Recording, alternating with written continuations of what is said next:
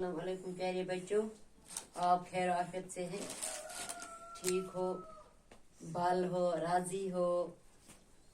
मेरे बच्चों, आज हम ये जो पहला सबक है तो इसका हम आज ये क्वेश्चन करेंगे, क्वेश्चन लिखेंगे।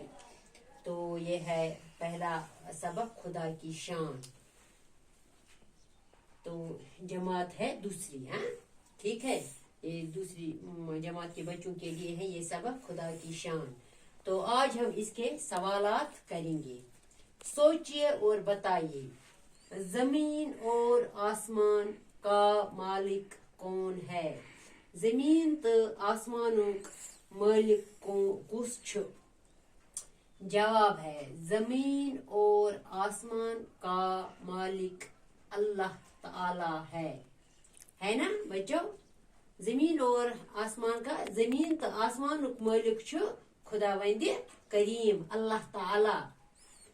क्वेश्चन नंबर 2 है, खुदा ने आंख किस लिए दी है?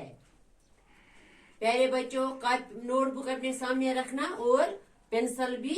तो अब ये लिखना आप, मैंने इसीलिए ये क्वेश्चन लिखे हैं यहाँ पे ताकि आपको अच्छी तरह से अच्छे से ये दिखे।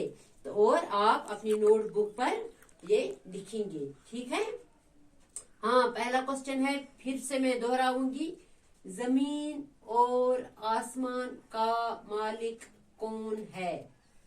जवाब, जमीन और आसमान का मालिक अल्लाह ताला है ना बच्चों?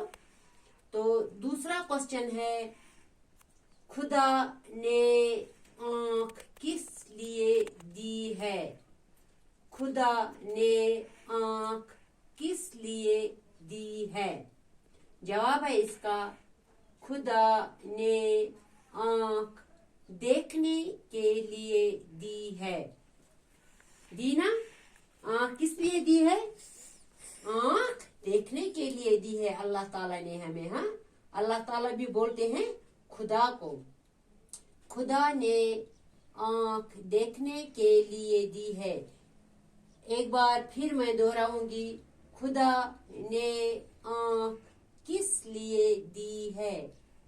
जवाब, खुदा ने आंख देखने के लिए दी है।